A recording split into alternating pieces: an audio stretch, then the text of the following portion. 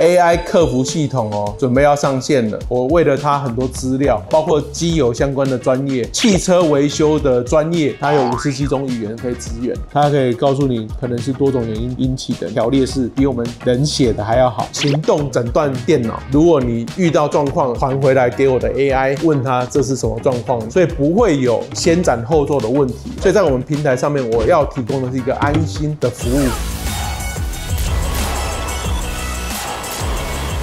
大家好，我是Joe，欢迎收看绝对爆发。今天很高兴要跟大家分享一件事情我们的 AI 客服系统准备要上线了。对于修车业来说，应该是一大突破。目前我还没有看到有人用这个东西等于是用了现在的大型语言模型串接我们自己的资料库，发展出一个自己的语言模型，我们自己的模板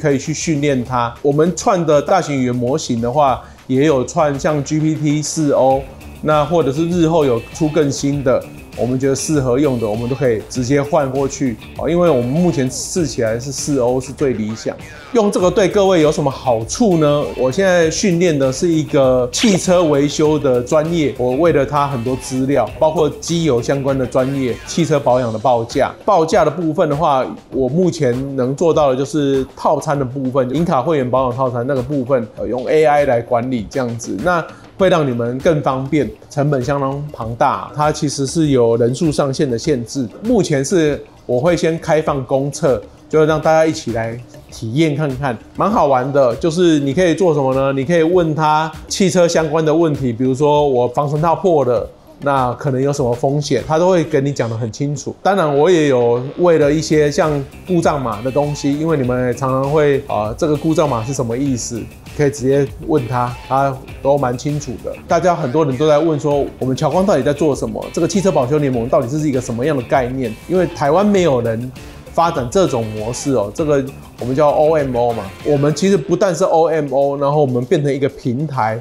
那我们平台提供的价值，因为你们一般直接去找修车厂的话，第一个他们不一定有发票，他们在报价的时候很多都是口头报价，比较容易有消费纠纷。他们都用材料行的保固来当保固的时间，所以有时候你以为你换了原厂的保固是比较有保障的，其实他们在外厂的用原厂材料的话，他们几乎是很多时候都是没有保固的。那你们会觉得很奇怪因为它的材料行也没给它保固这样子。不管你在我平台上面用什么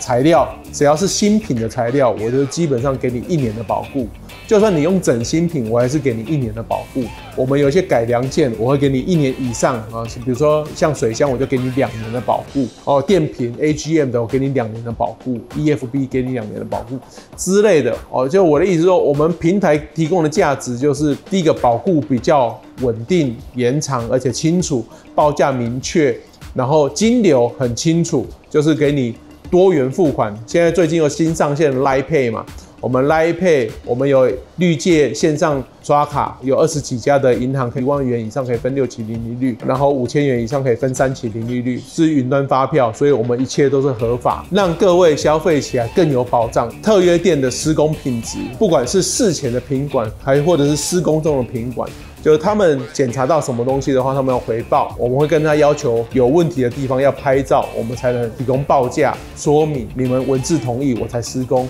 所以不会有先斩后奏的问题。所以在我们平台上面，我要提供的是一个安心的服务，包括我们银华会员可以免费道路救援20公里，然后我们有引擎本体保固、变速箱本体保固，我们做这些，包括未来我们现在已经在开发行动诊断电脑，如果你遇到状况，引擎亮灯，车子有异状，就可以插下去，然后看故障码传回来给我的 AI， 问他这是什么状况，然后有没有危险。AI 回答不够清楚，你可以转真人协助你处理后续，让你更安心、更放心。接下来我就给各位演示一些就我们现在 AI 的这些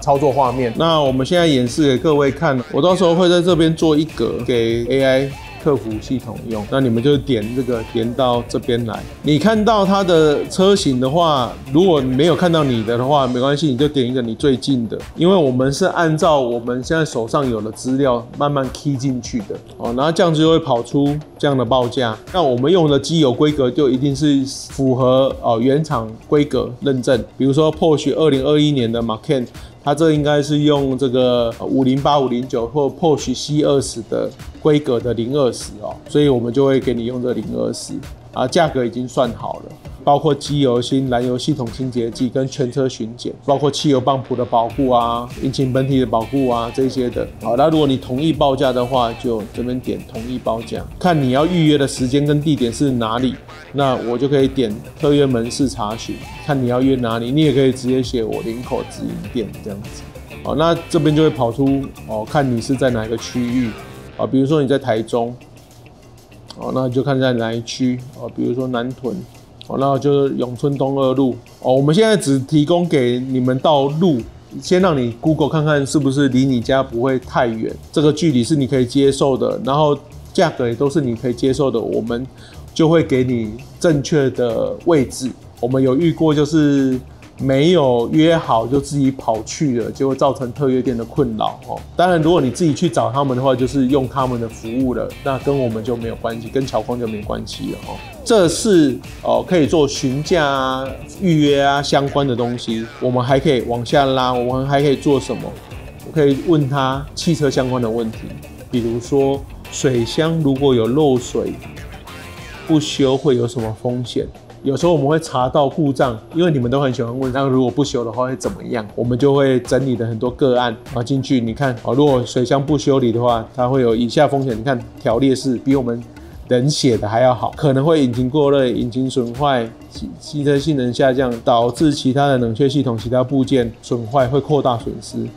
所以他会告诉你有什么风险。我还有一个专业型的故障，也可以问他故障码 P0340。代表什么意思？建议怎么维修？因为有时候我们叫出来故障码，或者是我们在全车巡检的时候会插电脑嘛，那里面有很多故障码，那里面代表的不同的意义。P0340，你看这是故障码它可以告诉你这是凸轮轴位置感知器电路故障，可能是多种原因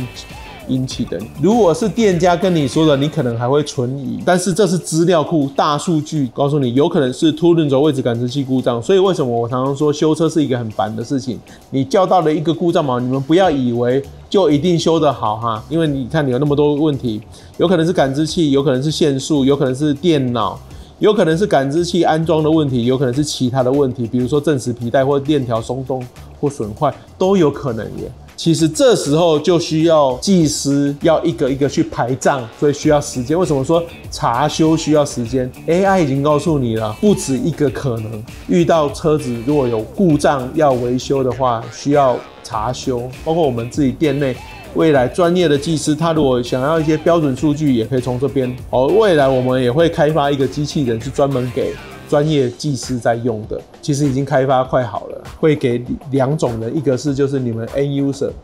就是车主可以用，那另外一个就是专业技师可以用，因为需要比较仔细的数据，它需要电压，它需要欧姆值，这个都可以透过 AI 来完成这个事情。这个 AI 呢，它因为有各种语言，所以你就算你讲英文、讲